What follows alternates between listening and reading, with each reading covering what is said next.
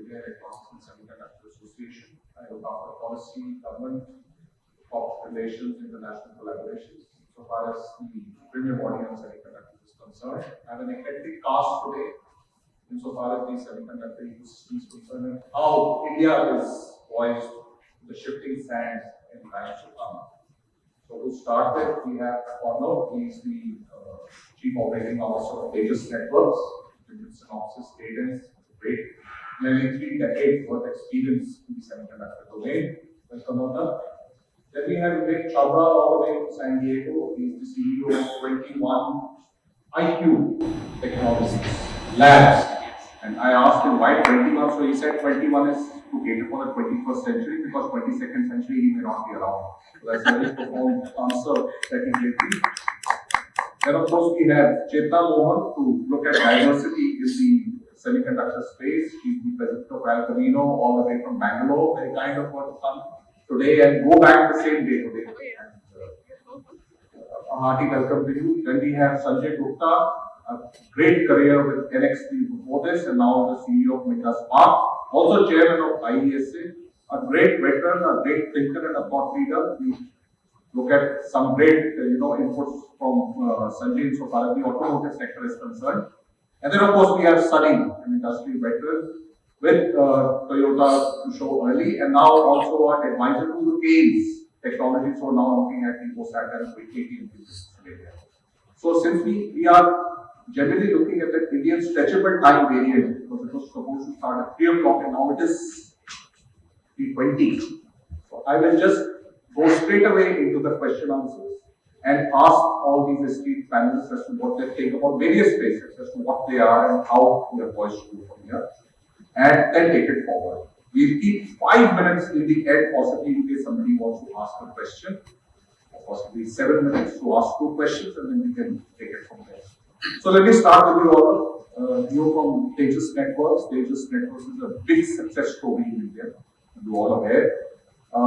And they are the future of data centers as well. When you guys started, I'm sure there were issues of the market competitiveness, major advantage, how will it happen, am I going to be fitting in there, so on and so forth. So how has the journey been and how do you envisage going forward insofar as you are concerned? Hello? Yeah. So thanks Anurag. Thanks for the question. So before I get that, I can't help looking at and seeing the similarity of the semiconductor industry in India, at least the domestic indigenous industry in India, and how similar it was when we decided to start Tejas. At that point of time, what we looked at, right? The opportunity was there. The telecom industry was beginning to take off at that time.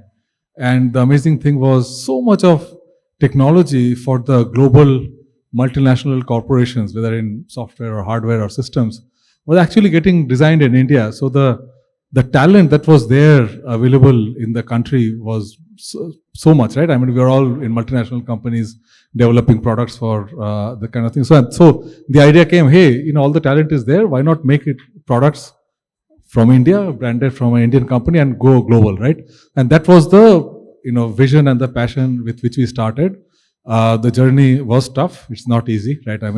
You're against global competition with huge R&D budgets. We started off very small funding and then kept going along the way. And lot of times when we were actually trying to raise money, the common question was, how do you guys are even alive? That was the question we needed to answer. But here we are. We found a way to survive and flourish and do things. And I see the exact similarity of that situation right now. And that's what I want to talk about. If I see, as a systems company, just as a background, we make telecommunications products for optical transmission, for the radio access networks, everything like the end-to-end product portfolio, right? So as a systems company, we use a lot of semiconductors, right? From, all the names, whether it's Broadcom, Analog Devices, Qualcomm, everybody, right? And every time we select a product and we use them, I hear, hey, the product is actually designed in Bangalore. Okay? So a lot of the high-end products that we use, many of them are either fully or partly the teams in Bangalore or Hyderabad or, other semiconductor centers, they are making it. So I see the similarity. If someone wanting to do a startup thinks the same way, that the capability is there, the talent is there. Actually, not too many countries across the world can say that even if they wanted to do it, even if they had infinite amounts of money to fund, they won't have the intellectual capability, the skills that are required for making a semiconductor company, right? And we have it. We have it in abundance, right? So the two main things that we as struggle with is in Tejas, and there's a question that everybody in the semiconductor field asks about: what about funding? Is who's going to invest, and what about the end customer? What about the markets, right? So again, the same situation. I mean, there's a market is big. There's a lot of systems being sold over here. There are a lot of end consumer consumption of semiconductors happening. So I don't see any difference in the obstacles that we saw at the time. So I really encourage the industry over here to pick up the challenge, do the same thing, and we found a way to survive and flourish, and so will the semiconductor industry do, right? I mean, that's my message for the team. Great. So that's what Arnav said. We Bhopia Vasundhara, they are just for the brave. Same issue of the competitiveness, market, creating demand, and all of that. So let me segue quickly to Sanjay, who's actually a doyen in the automotive sector, as possibly taking off from Arnav when he says there's the issue of creating demand. So what, in your opinion, how do you think the automobile manufacturing and the automobile market in India is the second largest market in the world today? And people say that it is headed to around 15 lakh crores by the end of 2024. So how do you see these metrics of the automotive and semiconductors converging in one another? And how do you intend creating demand in the system? Sure. So thank you, Anurag, and it's a pleasure to be here. So the question is very, I would say, create a deja vu feeling with respect to 90s when we had a first time cell phone coming to India. At least we got to have those cell phones in mid 90s first time. I actually feel we are exactly at the same inflection point regarding the automotive industry, maybe little further, because the kind of questions we had at that point in time, that cell phone market is going to drive the semiconductors, high-end technology. The first cell phones did not have any cameras also, right? And every year there were innovations coming in. Every year the screen size was getting bigger. Every year there were audio and FM and all those things started coming first time. And if you look into a parallel that is happening almost 25 years, 30 years back later, when you enter into even an entry-level car, you are expecting some basic features, that it has to have the basic connectivity, it has to have the basic Bluetooth based mobile connectivity. And the more we are into, the more we are getting fascinated that it becomes the fastest growth engine. As a matter of fact, a car is today the fastest growth engine. Car is a general word, automotives. So whether it is a two-wheeler or a three-wheeler or a four-wheeler. And I happen to spend 27 years of my first job into semiconductors, and now I'm a user of semiconductors in Spark Manda. So I'm building systems that are using semiconductors. And I cannot be more fascinated the way this world is going, because every single layer of a car, if you dissect, or a two-wheeler, you have engines getting converted from traditional engines from IC to EV, and that itself is driving such a big demand for semiconductors. Just to give you a simple example, in a EV powertrain, if you have a big battery, that is a point of debate today. It is millions of small cells connected in series and parallel. So a small coin cell that we might use in our smartwatch, there are millions of those in series and parallel as an analogy. And the trick between a good EV company and a not good EV company is how fine these cells are balanced with respect to each other in terms of their power levels. And we are talking about like microvolt and millivolt, that kind of accuracy, which is only possible by very high-end semiconductors loaded with very high-end embedded software algorithms. That is just one example. You are trying to replace human driving with the autonomous driving. That is another stream in itself, which is opening up capabilities like artificial intelligence, data analytics and machine learning, which is again driven by high-speed GPUs and graphical processing units, image processing units, just to bifurcate, whether it is a cow on the road or a human on the road, right? So that way, the entire sensing technology from human eyes and ears is getting converted into semiconductor technology like radar and cameras, to name a few. So this is the fastest growth engine. And to answer your specific question, the demand creation. While in the country we are talking about we will be the nation to reckon with as a semiconductors manufacturing nation. One reality is that the supply side, while we are catering through very progressive government schemes, and a lot of companies are now entering into the country with the start of Micron, and a lot of other companies are planning about it, I'm sure, in next few years. One question always remains how the demand will get created. And the answer lies that demand will get created by the local players. There are players like our own company and many others who will be getting huge competitive advantage if they don't need to import these chips from outside. Today, the bill of material which decides your selling price has more than 50, 60, 70% components which are imported from outside, and chips being one of the biggest ones. If we are able to localize them, it will put us right in the race as a level playing field with the big MNCs which are right now leading this whole world. And that is where the opportunity for India lies, because the talent wise, we are the one who are driving all global companies. Opportunities wise, India is the land of opportunity. The only thing is level playing field, which I believe semiconductor localization will give, and it's a true win-win. So I'm extremely hopeful for the future with that. So the key to the entire ecosystem development is firstly creating demand, that we brought out very clearly. And once we look at this entire spectrum, we also see, Sunny, let me segue to you. When you see, you also an automotive doyen of the industry, if I may add, in so many words. So when you look at the entire semiconductor ecosystem, you're looking at the issues of equipment, you're looking at issues of the supply chain, the global value chain, and you're looking at materials. So Right. This is the troika which basically runs the entire semiconductor industry. So how do you think the global value chain, how can India add on to these global value chains? And what do you think is the future? Insofar as what should you generally do? Are we taking the steps in the right direction? If so, how and why? Thanks, Anurag. It's a very relevant question in today's time, and very few people are asking this. Most people are just focusing on setting up a fab. Absolutely. Right? While it is not just investing $3 billion and setting up a fab, you need an entire ecosystem around it, starting from chip design to the end market, which you covered in the earlier question. So fortunately, we have a large market. Everybody in the world is looking at India's marketplace. And at the other spectrum, we have a huge design team, chip design. Nearly 20% of the global chip design workforce is based out of India, which is a very major strength. So we have chip design, we have the market. The second last step is EMS, people who manufacture the PCBA. So they are also, a lot of them are there now. People like Dixon and Keynes and many others. What is missing is the fab and the packaging, ATMPs.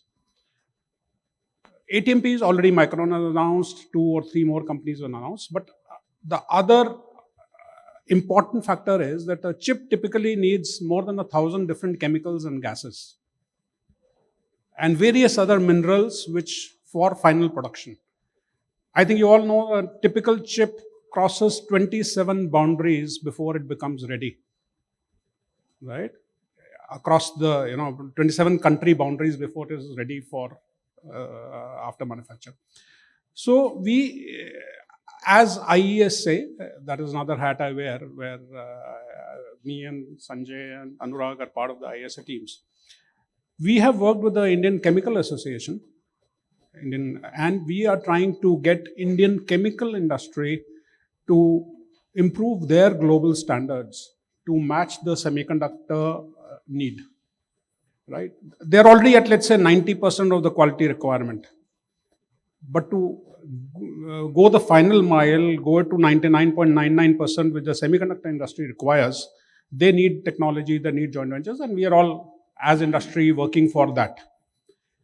If that happens, we can not only cater to the Indian supply chain need, but we can also cater to the global, we can become a supplier to the globe, across the world, because our costs are low. We are already a huge chemical manufacturer. We are already a huge gas manufacturer. So nitrogens and all these bulk gases are used a lot.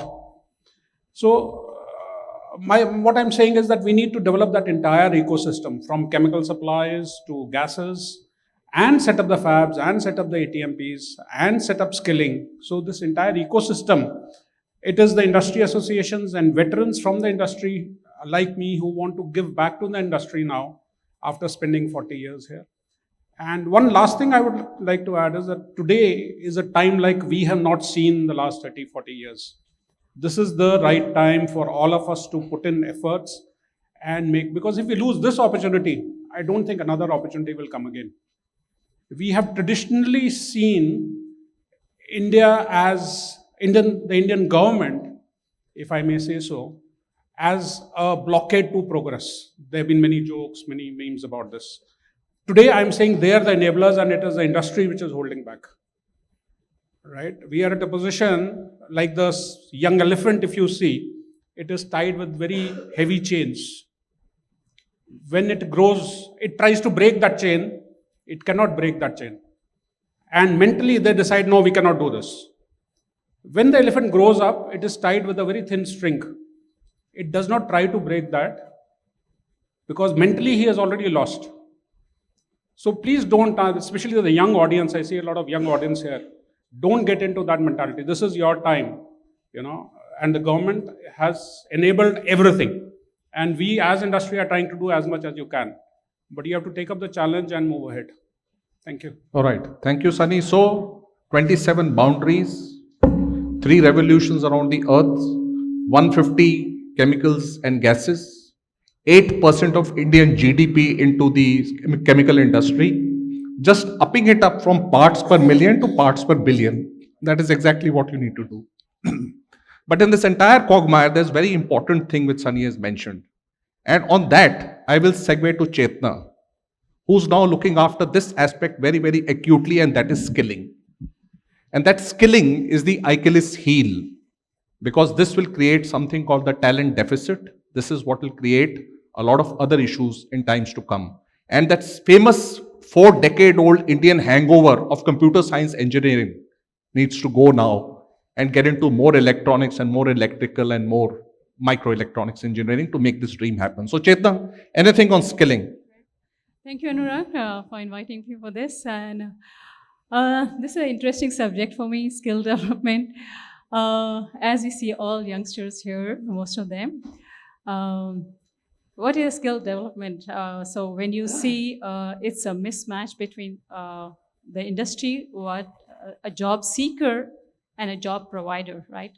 So of course, the universities and colleges have a certain curriculum, right? But it's not matching the industry. So this is where we are trying to see that how a skill development has to be there in the industry. So India has advantage of a young population in 3 ways. We have young, largest, youngest engineers in the world, and the graduates in the world, and then also youngest, highest working population.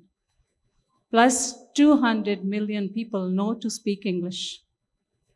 And if you see, Thailand is having, a problem with getting the advanced manufacturing because of this one drawback. Although the people are good in their skills, but because of the language, so we have these advantages.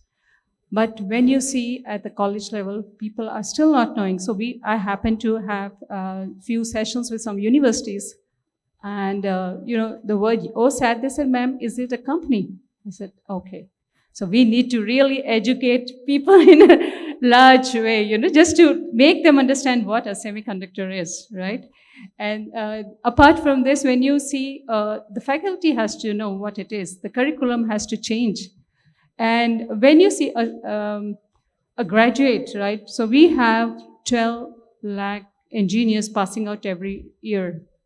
And most of them, all of them want to go to IT, right? So we have to educate them. There is a role called manufacturing engineer, right? Because India needs the manufacturing, population which goes into this. Of course, the starting, if you talk about the pay scale, IT industry at the outset of starting, of course, they pay high, but we have to tell them then if the manufacturing is a growing industry and in a long run, they would be getting much more than what, the ITs are talking. And of course, we have other things added to that. The more experienced you are, and more than that, India needs this, and they would be at the ground floor of Indian renaissance of semiconductor manufacturing. Right? Wonderful. Yeah. So we definitely need people, young population, young graduates. And it's not just the electronics or electrical. There are so many like ecosystems. So chemical engineers, the civil engineering is connected because the clean rooms are so sophisticated, right? You need the gases, right? The electrical, the mechanical, even the software engineers are required, right? So the vast field of engineering are all connected. So if a semiconductor company comes, many of them would be getting the jobs. And it is our role to educate our engineers and our young generation to see that they are, skilled in a way that industry can just pick them up. Wonderful. So the sub-cheese of the entire situation is this: it's not only the skills that you have to put into the young graduates, it's also the faculty development, so to say.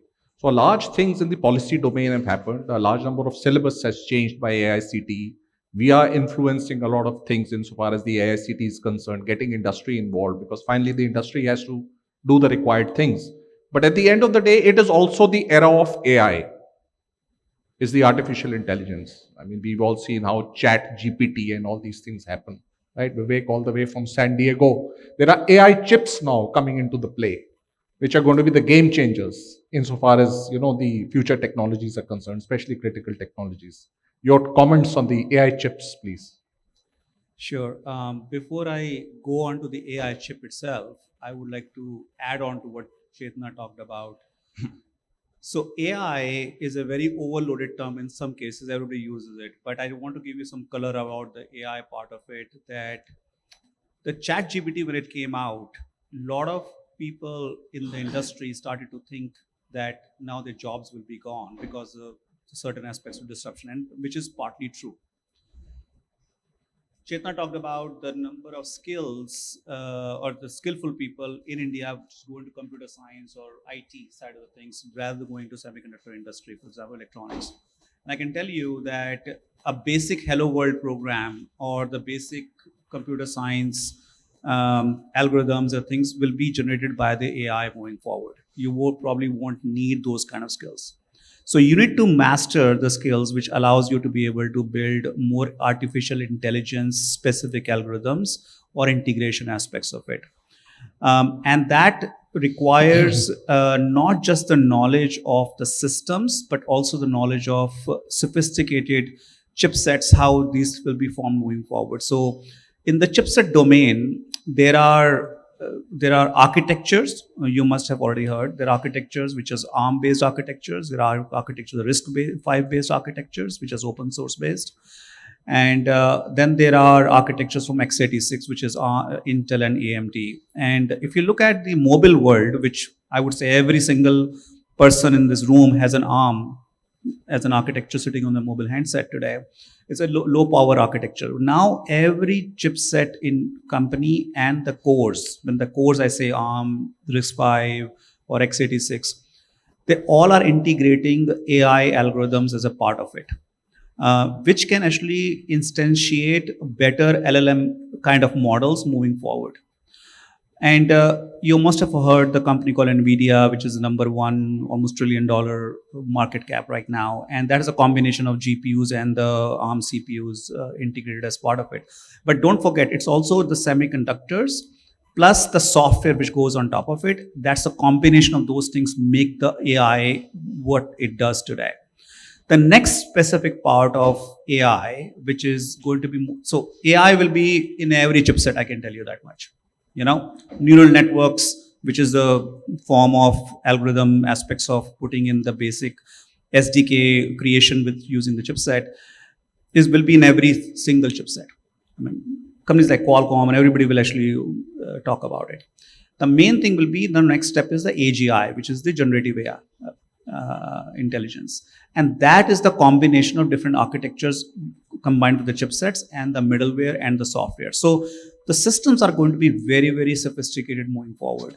And the third part is that don't forget just the chipset on the device itself. It's also on the edge compute parts. It's also on to the cloud parts as well, where all these three different aspects of it has to work through. And I think one of my colleague here talked about automotive.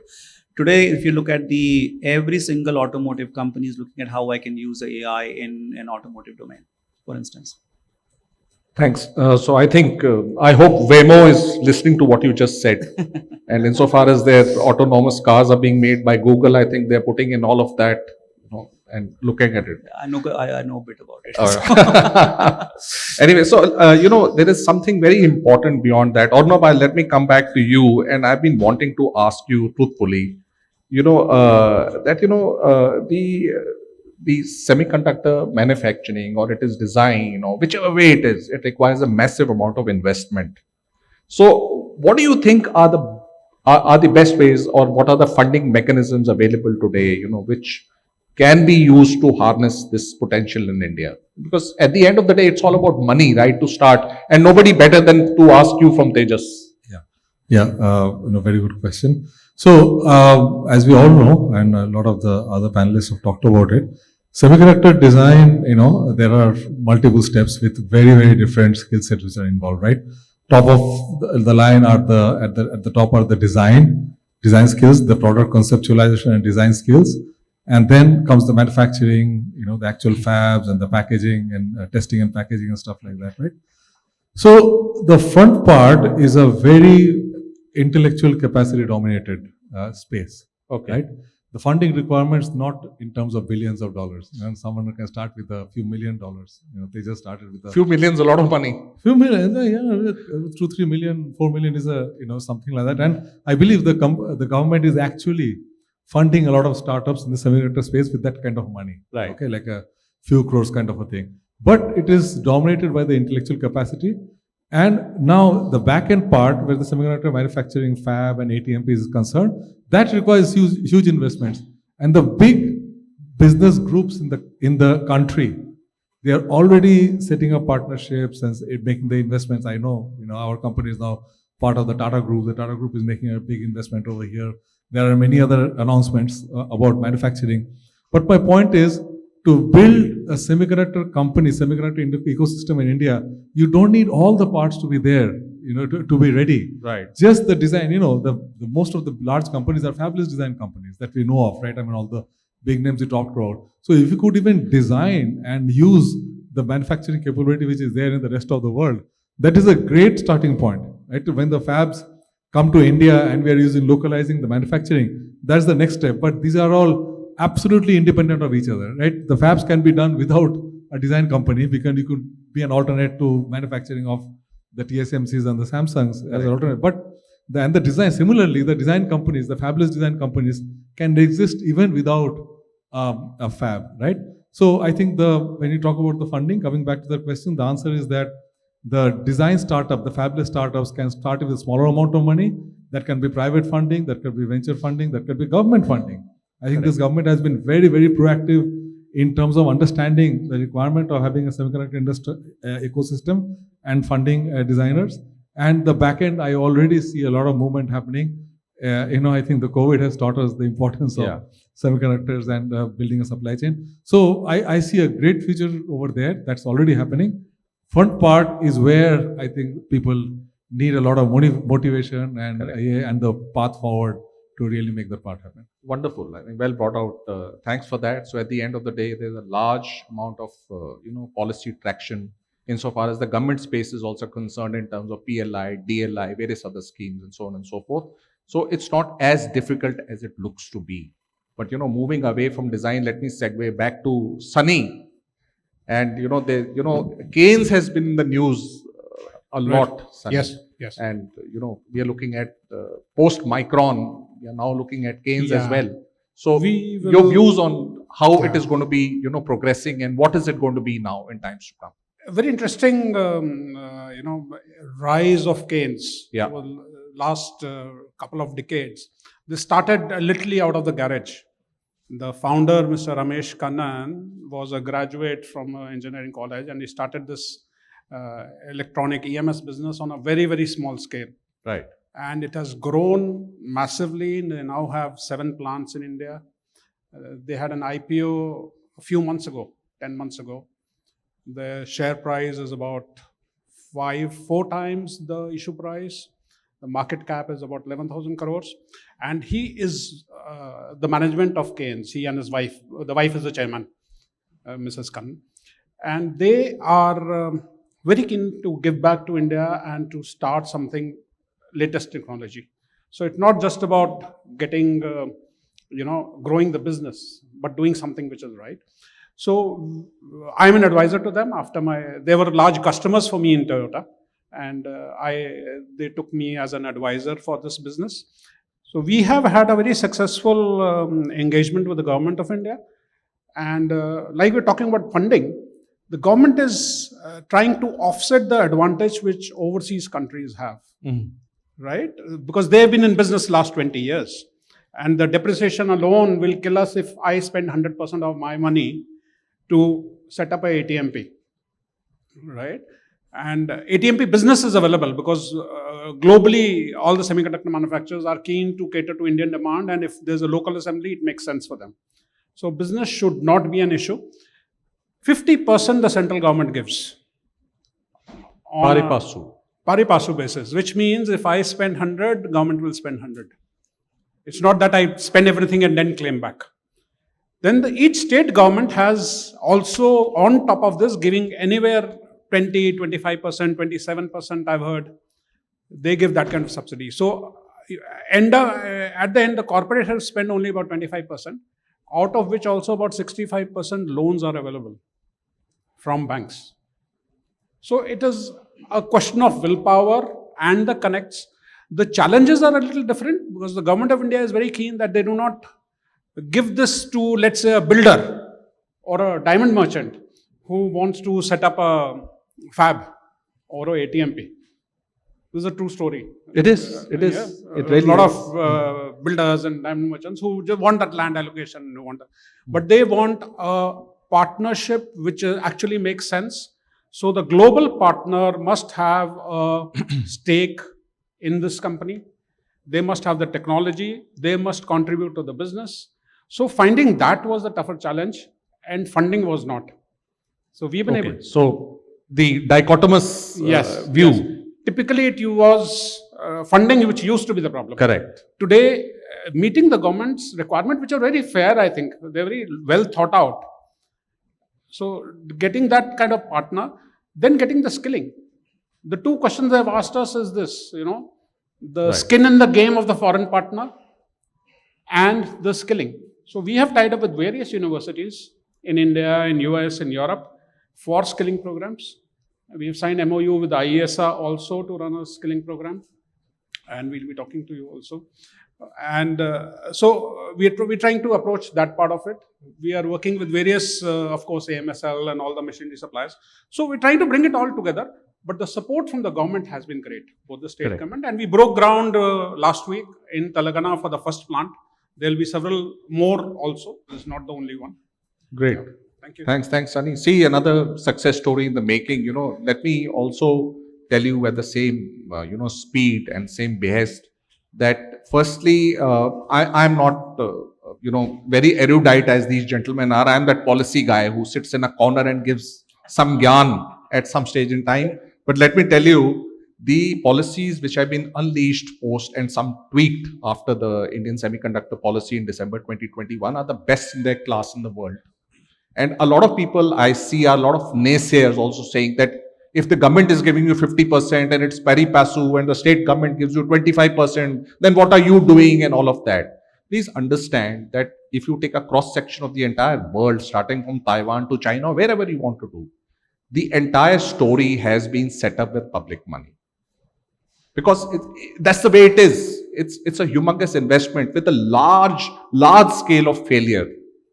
right? So that's the way it is, and that's how it goes. So starting from there, from Keynes, we have Sanjay, who's been with NXP. NXP is a world leader. It's a Dutch world leader, and he's been the CEO of NXP in India, and now he heads Spark Minda. How do you feel, Sanjay? How's the automotive sector? How does it look in the next 10 years with the progress what India is doing now? So carrying, what was discussed earlier, I personally believe that automotive sector is going to be one of the key drivers for growth of semiconductors industries from India. And leading to what I said earlier, I will give you a very simple example.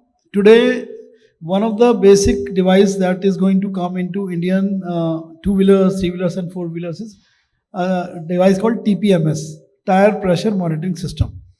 I personally worked on this device chip that goes inside it in 2004-5 time frame, right? Almost 20 years back. Oh, So this technology, of course, came to US and then Europe first, and cost is taken by one chip from one global MNC. And we approached a few Indian companies, the startups, which are actually have a tipping point to take off. These are the simplest of the chips that were designed 20 years back, right? So to do those chips, it does not cost much, and 1/3 cost you can produce that chip in India, even as a fabless design. What it would mean that a company in India can beat any global company on the overall price, maintaining or improving the quality, hands down, if we have the Indian company. And I will be very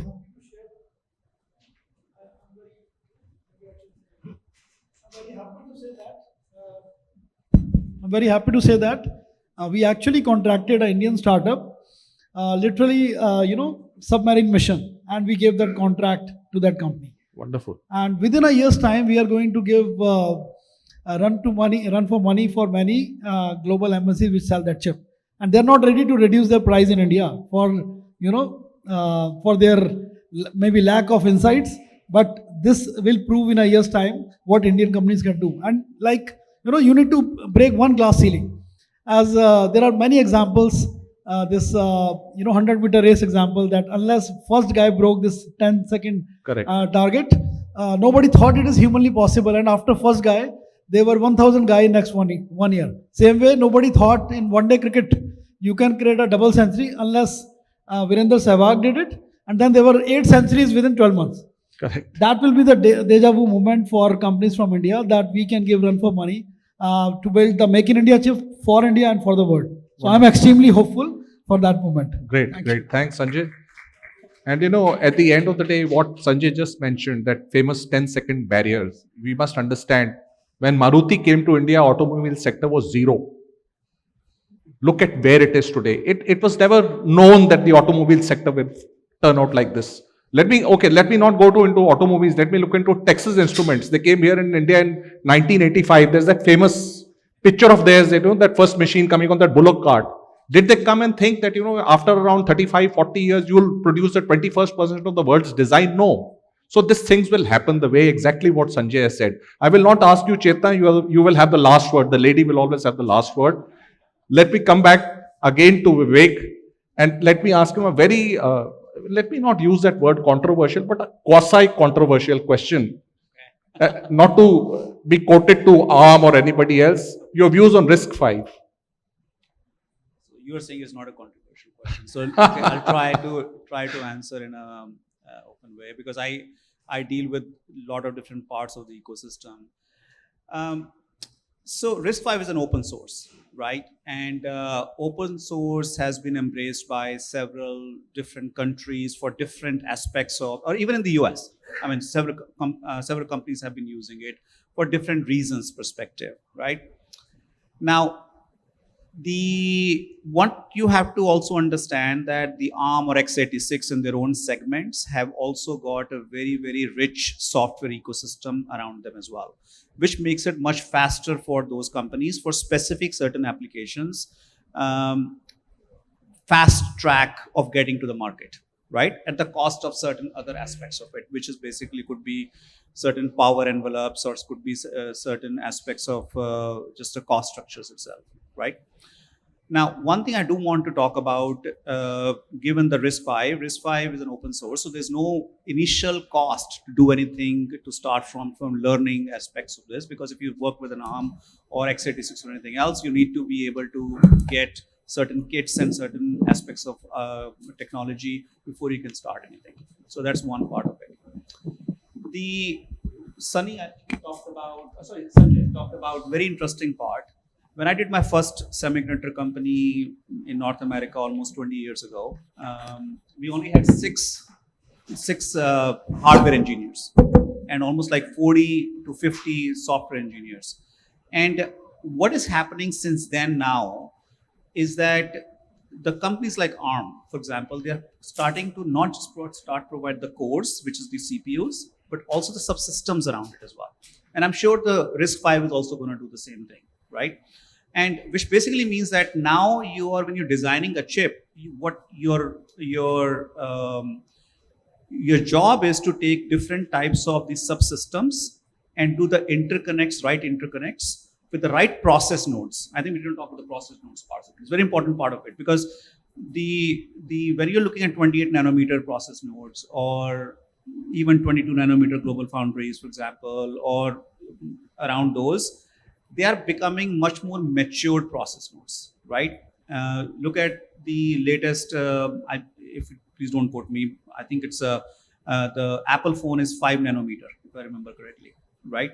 Which is a very advanced process node from TSMC. It's very difficult to produce something like that, and it's based on ARM CPUs, and they have their own custom ARM CPUs actually, which they call ARM instruction set licenses.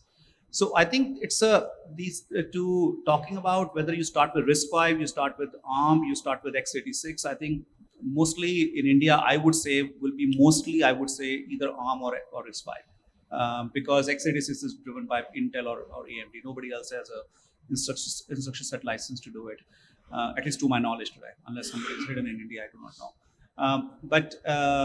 So it's going to become more like a Lego block approach. You understand the things, different areas, how do you integrate very quickly? Correct. Coming back to the fabless versus the fab part of it, I think Sanjay or Sunny also talked about the same thing, is that when you look at the fabless, most of the companies in North America or other parts of the world are fabless. They don't have their own fabs.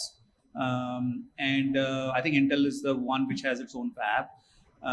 And also the business models are changing. So you don't need to have your own fab. So if you take the design part separate and you take the manufacturing part separate, there are different skills required for that. And the design is the most intellectual part of the creation of these things, with the right nanometer process nodes technologies and so on and so forth. I hope I answered the question in non-controversial way. Perfect. Thanks for that. So, Chetna, you should have the last word before we get on to concluding remarks from all of you. And, even Vivek brought out the power of collaborations, the power of collaborative effort. Can you share some success stories or examples of, collaborative ventures which have significantly, given a large impetus to the growth and progress in India? The power of collaborative ventures, and especially as president of El Camino, there's nobody else who can give this than you. And you have the last word. Okay. Yes. So when you talk about semiconductor, it's a top of technology. Use PCB is still, we can still manage, but semiconductor, unless you have the knowledge, you cannot. So even to set up a clean room, it requires a different, mindset to think, oh, this is a class 100 or class 1000 or 10,000. 10,000 is still okay. But when it comes to class 10, it's a very different story. So definitely when we see India, I would say that a technology, when they say, oh, can India do it? I would say attract the investors or the partners to come to India to be at the high end of technology. So for that, we have to be ready, right? And not just the We already are ready with the resources, the designing part of it, what all the panelists talked about. I would also talk about the knowledge of equipment is there, the process is there, the training aspect of it is already there in the market, right? And also the complete know-how, like if I'm talking about the packaging line, 5 generations of the packaging bonding is already, which was developed in 40 years, it's already available in the industry. India has to be ready to pick it up and start doing it. That's the thing. So this will also help the world, like when world is looking at China +1 phenomena. This is the opportunity, window of opportunity for all of us, for India, to see how we can be supporting in de-risking the supply chain. Also, how we can have, collaboration. So one success story, as Anurag asked, so I would say that it started with just the line diagram in India, okay? And this was a very complex design and nobody in India had thought about. So it's about a government company, and there was one person who had the vision of automatic lines. I would say the credit goes to his vision, which others in a government company would never say, no, India, the manual process can do it. But this person had the vision that, no, I need no human touch, And then we had a supplier from America who said yes.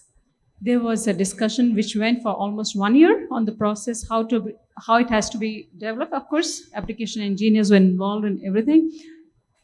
It became a big success story. And this is first of its kind in India and second in the world after US. So this, yes, India has the potential to do it. We can do it. We have to just look around and say, yes, we are there, and be ready. And the turnaround time should be fast, because to grasp the market share, what we want today. Thanks. That's the last point. Turnaround time to grasp the market. That is the crux. So I'm spot on time. I will always stay on time. So concluding remarks, 2 minutes each. We'll start with Sunny from one end. Any concluding remarks? Exactly 2 minutes. Okay, guys. Actually, this is as Modi ji said in the Semicon India. Yahi waqt hai, sahi waqt hai. I'm a strong supporter of that thought. In fact, I sometimes talk to MBA students and I tell them that I envy you guys, because when we were starting our engineering 40 years ago, nothing was available. I had a card reader in Delhi College of Engineering. We didn't have PC, came much after that. So you guys have that, right environment, the right industry standards to really make India successful. Think about the country also. Today, from our age group, a lot of people are coming back to India. Earlier years, they were going out of India. So this is the time when you need to focus on your career in India and think about the country, think nationalist, and think at the same time about your own career. Semiconductor will give you a lot greater returns in the longer term than IT would. I can risk saying that. IT would give you short-term immediate salaries, but Semicon, if you develop your expertise in 5 years, 7 years, 10 years, you will become irreplaceable and very valuable. Thank you. Thanks. Sanjay. Irreplaceable. Please remember this word. So maybe taking segue from Sunny. So I recently went to a holy trip and there was a place called Prayagraj. So, you have the ritual that if you take a bath there, so all your sins goes away and you are reaching the next state. So I would say that Triveni Sangam today, India's time, with the 3 key entities which are actually enabling for youth of the country. It is government. It has never been so bright before. It has never been so inspirational before. Today, when we talk to a government colleague and a friend in a MIT or a DST, 10:30 in the night they are working. And it gives a hard competition to people in industry. So that is the first one. Second one is the academia. You know, it has never been so passionate where every single of our institutes want to do something big, and we want to actually compete with the best of the world. And at least we are aspirational, and that is what will take us there. And the third one is actually the entire Indian industry, which consisting of startups, MSMEs, who have big dreams. And I genuinely believe that this Triveni Sangam is very unique time, and that is what it links to what my dear friend said, Dahi samay hai, sahi samay hai. So wish you all the best. Thank you. Thanks, Satan. Chetna? Okay, so I would say that I used to interview people 25 years back, and so I'm talking about the electronic engineer. Okay, we would ask what is a wafer. He would read it as a water. Okay, and 25 years, even now they talk that I don't want that. So where we go, at least people should know what is a wafer, and people should know what is the process. This awareness has to be there. We have to make India grow. Abhi waqt hai, sahi abhi hai. Great. So I would say the following, that the university, a lot of people, they believe they go to a university. I'm not going to make some controversial comment. Okay, they go to university, they get a certificate, they learn something and all that, right? Which is important. Okay, don't take me wrong. But I think it's also this, in today's day and age, at least in last 10 years, in fact, much more today, that you have a power of internet, which at least when I was going to my IIT, at those days, I did not have the power of internet. So I had to learn on my own what the book is available and just read it and do it in isolation. But the power of internet tells you that you don't have to a university or some academic institution to learn anything. Everything is available on the internet. Everything is possible to learn on their own, including the semiconductor designs, by the way. Everything is on your tip. Now, I can also say is that I also run a passion project of teaching entrepreneurship as a non-profit. And one of the things which I tell, the mindset is the most important thing. Going for a job is an important aspect of it, but learning a skill and creating a new job is a much more exciting passion to do it. And I think we have a lot of entrepreneurs here who have done it. And that's one of the most important skills you will ever learn. You will fail sometimes. I failed my first company, I can tell you. 9/11 happened on that day. But it is definitely possible to learn all those things. And artificial intelligence nobody will teach you in a school.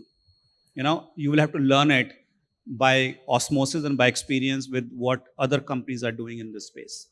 That's just my 2 cents. And future is very bright, actually. You don't have to go through if a manufacturing doesn't happen here. The design has the most 70% of the skill set which goes into it. Arnab? Yeah, I think we talked a lot. I think all the panelists talked about a lot about the need for doing it, the opportunity for doing it. Now, I think I also want to spend a little bit of time on maybe 30 seconds on the specifics which you asked. Sure. For those of you who want to get into it and thinking, okay, all this is there, so but what do I go about designing? There are experts from the automotive sector are there. As far as my industry is concerned, I can tell you a lot of thought process has gone into it. There has been a chipset task force, right, which you are aware of. Absolutely. Which had made a recommendation to the government to say these are the chipsets that India needs for the networking, telecommunication infrastructure, and what are the chipset developments to fund, okay? And the categories which were identified both in the customer premises equipment as well as the network infrastructure equipment. For those of you who are looking for ideas on what chips to develop, please look up the DOT website. You see the recommendations of the chipset task force group. I encourage some of you just pick up items from there. I'm just reading from there, which talks about XPON, optical line terminating equipment chipsets. We're talking about digital signal processors for radio baseband processing. We're talking about L2, L3 packet switching devices. So a whole bunch of lists are there, which are like a priority as what the industry has thought of, that indigenous development can help. So if you're willing to jump and get into the fray right now, even don't have to think too much about what to do. I think a lot of the thought process has gone in. So all the best. I really expect to see a couple of years later the same conferences celebrating the success of a few semiconductor startups. Thank you. Great. So as old habits die hard, my time on target is absolutely right. We have exactly 4 minutes for 2 questions. If anybody would want to ask any question, the floor is open. Yes, please, madam. First, your name, what do you do, and to whom?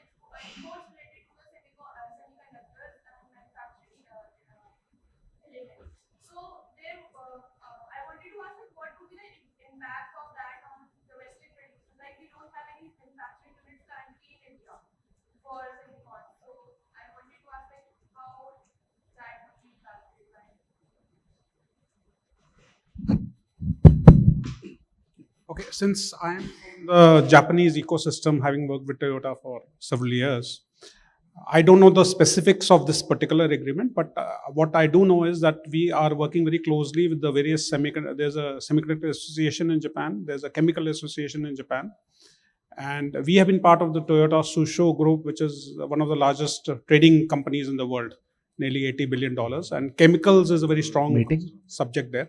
So what the aim is twofold. One, bring up the technology of the Indian companies through JVs and technical collaborations to world-class levels, to semiconductor class levels, and then make that an export hub, reverse exports, right, from India to the world. And the second aspect for now, that may take 2-3 years, for now would be to bring these products from Japan and overseas to India to enable the Indian ecosystem. So it's a twofold, two-step kind of thing. Initially, just trading, and step 2 would be technical collaborations and production in India. Anybody else would like to add to this? Dia, just to add on to what Sunny said, firstly, a very good question, and I'm happy that somebody from Invest India has asked this question. Let me also tell you, in the coming next week, or possibly I would not give you any timeline because it is being settled. The first round of negotiations and first round of basic understanding of the MOU between the Indian side and the Japanese side will take place. MATI is working on it, and we are a part of it. Sanjay is going to be presenting that very soon. So there's work in progress. Something will come out of it. But a nice question. One last question, if there's anybody. Otherwise, yes, sir. A very small one, sir. You have precisely 30 seconds. Okay.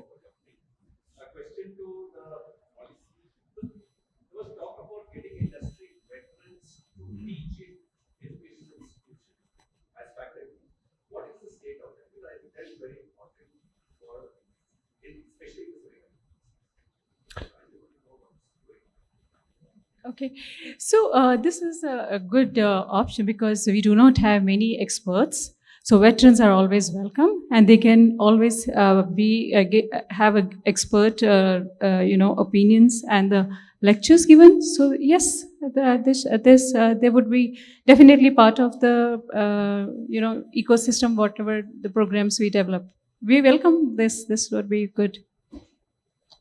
To add on to this, there's a lot of thought which is being given to this. There's a skill development committee which was just finished a report which was headed by Jaya Jagdish of AMD.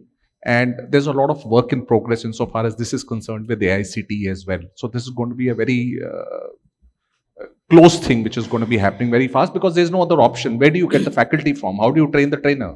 That's a very, very valid question. And maybe very relevant point to add here. This has been talk of the town for how we can enable it, and we can learn something from Europe ecosystem. So in Holland, there is a system of dual employment.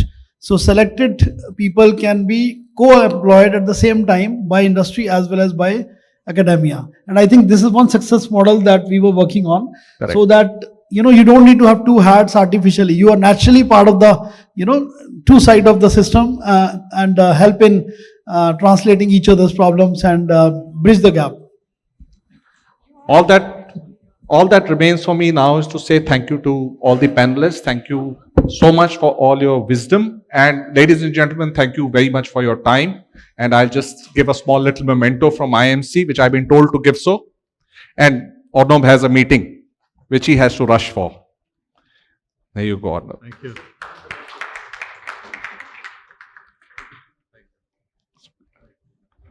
Thank you very much. Thanks. Thanks. There you go, Chetan. Thanks. Thank you. Thanks, Sanjay.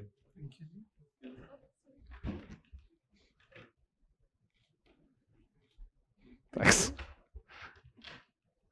Thank you, Sunny. Thank you. Thanks. मुझे भी देना है? Yes, yes, absolutely. so the most important person, you know, who asks all the questions. Thank you so much. Thanks, Satan. Yeah. Yeah, surely. Come. Along with that. एक इससे भी खींच देना, please.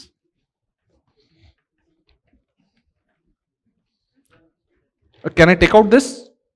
अच्छा, thank you यार. अच्छा, okay, चल यार.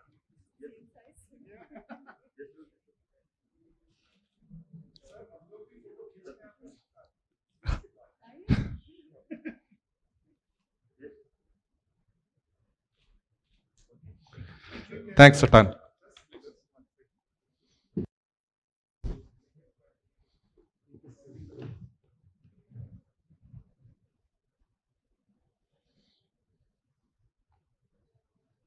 I'm Professor in Engineering College in Excellent.